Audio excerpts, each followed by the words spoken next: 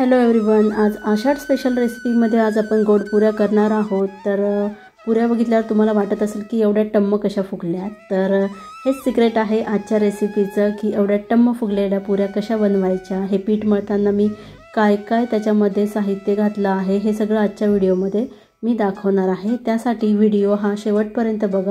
Recipe अगदी सोपी आहे आणि कमी वेळेत होणारी आहे। या पुऱ्या तुम्ही मुलांना टिफिनमध्ये सुद्धा देऊ शकतात। तर रेसिपी स्टार्ट करूया। 1 कप इथे गूळ घेतला आहे, त्यामध्ये आपण 1 कप पाणी घातलेलं आहे। आता हे पाणी फक्त गूळ विरघळेपर्यंत आपल्याला गरम करायचं आहे, उकळायची गरज नाही आहे। तर हे पूर्ण गूळ विरघळल्याच्या नंतर आपल्याला हे पाणी पूर्णपणे थंड होऊन द्यायचं आहे।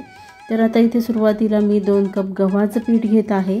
2 कप इथे गव्हाचं पीठ घ्यायचं आहे आणि आता यामध्ये मी घालणार आहे 2 चमचे बेसन पीठ किंवा डाळीचं पीठ।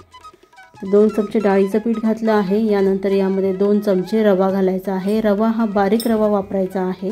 आता यामध्ये जायफळ पावडर घालायची आहे व थोडीशी सुंठ पावडर सुद्धा यामध्ये घालायची आहे। आता हे आपण सगळं व्यवस्थित मिक्स करून घेऊयात। सुंठ पावडर व जायफळ पावडरमुळे फ्लेवर खूप छान लागतो पुरीला। तर हे मिक्स केल्यानंतर यामध्ये मी 2 चिमूट मीठ घालून घेत आहे। कुठल्याही गोड पदार्थामध्ये मीठ जर घातलं तर टेस्ट छान लागते।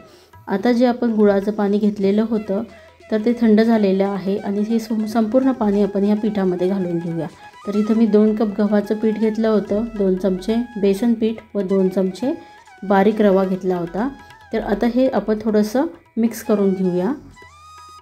आता आपल्याला घट्ट पीठ मळायचं आहे, तर लागेल तसं गव्हाचं पीठ आपण यामध्ये परत घालणार आहोत। परत मी इथे 1 कप गव्हाचं पीठ घेतलं आहे व लागेल तसं मी यामध्ये घालत आहे आणि आपल्याला आता घट्ट गोळा मळून घ्यायचा आहे। पुरीचं पीठ नेहमी घट्ट मळायचं आहे, पातळ करायचं नाही आहे पीठ, नाहीतर मग तेल जास्त लागतं पुरी जेव्हा आपण तळतो तेव्हा। तर आता हे व्यवस्थित आपण मळून घ्यायचं आहे। थोडंसं तेल लावून परत मी पीठ मळून घेत आहे आणि हे 5 मिनिटासाठी आपण झाकून ठेवायचं आहे। 5 मिनिटानंतर याची आपण पुऱ्या लाटून घ्यायच्या आहे।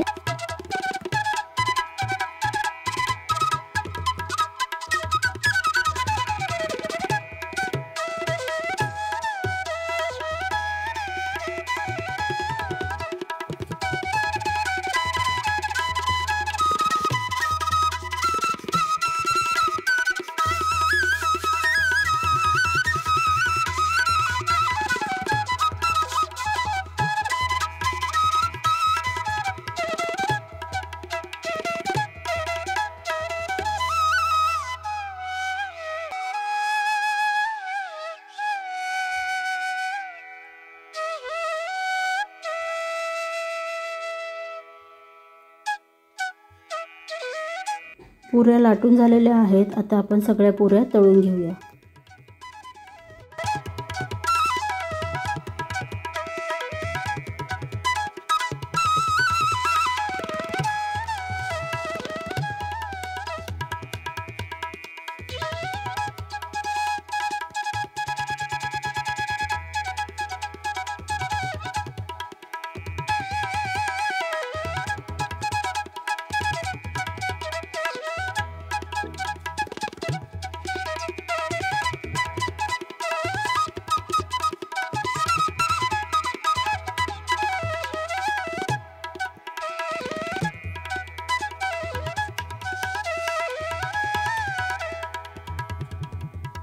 आजची आपली आषाढ स्पेशल रेसिपी तुम्हाला कशी वाटली हे मला कमेंटमध्ये सांगा व रेसिपी आवडली असेल तर चॅनलला सबस्क्राईब करा, व्हिडिओ लाईक करा व जास्तीत जास्त शेअर करा।